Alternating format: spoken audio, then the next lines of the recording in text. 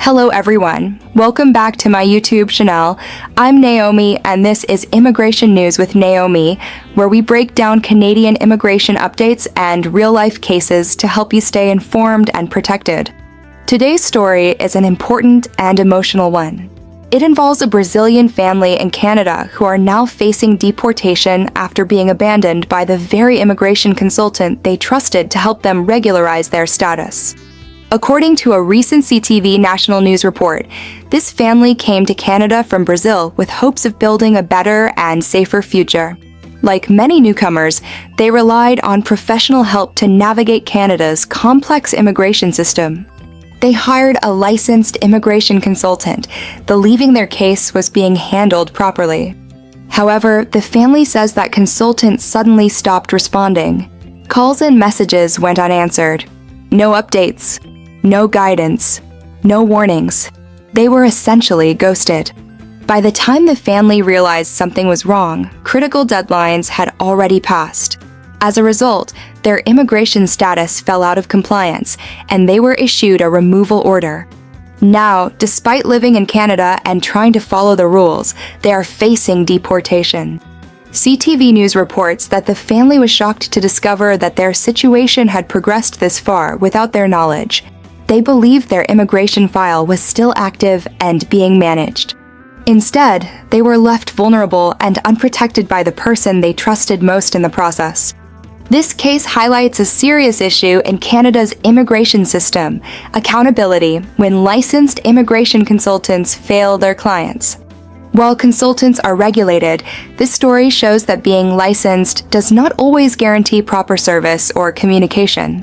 Immigration lawyers and advocates interviewed in the report explain that, legally, the responsibility ultimately falls on the applicant, even when a consultant or representative makes mistakes or disappears. In other words, IRC does not automatically reverse a removal order simply because an applicant was misled or abandoned by a consultant.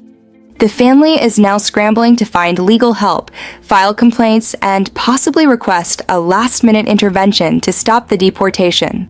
But these processes take time, and time is exactly what they don't have. This story is a powerful warning to immigrants and temporary residents in Canada. Always demand copies of every document submitted in your name. Always verify your application status directly through official IRCC portals. And never assume everything is fine just because someone says they are handling it. It also raises broader questions about consumer protection, consultant oversight, and whether IRCC should offer more flexibility in cases where applicants are clearly victims of professional misconduct. For many families, deportation is not just paperwork. It means uprooting children, losing jobs, leaving schools, and returning to uncertainty.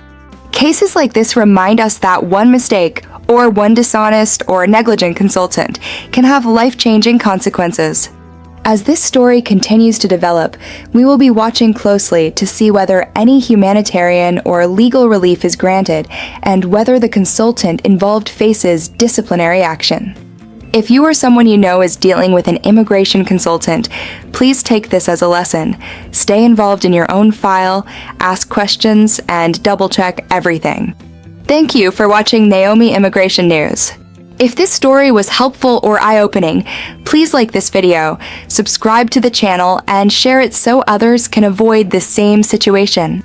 I'll continue bringing you real immigration news, updates, and stories that matter. Now, let's talk about what this means legally. In Canada, immigration applicants are ultimately responsible for their own files, even when they hire licensed representatives. This means that if a consultant makes a mistake, disappears, or fails to submit documents, IRC does not automatically cancel a removal order. However, affected families may still explore options such as filing a complaint against the consultant, requesting a stay of removal, applying on humanitarian and compassionate grounds, or seeking urgent help from an immigration lawyer. These options are time-sensitive and not guaranteed, but they may offer a last chance in cases like this. Stories like this show why immigrants must stay actively involved in their own immigration files. Never rely blindly on anyone handling your future. always ask for proof, copies, and confirmation.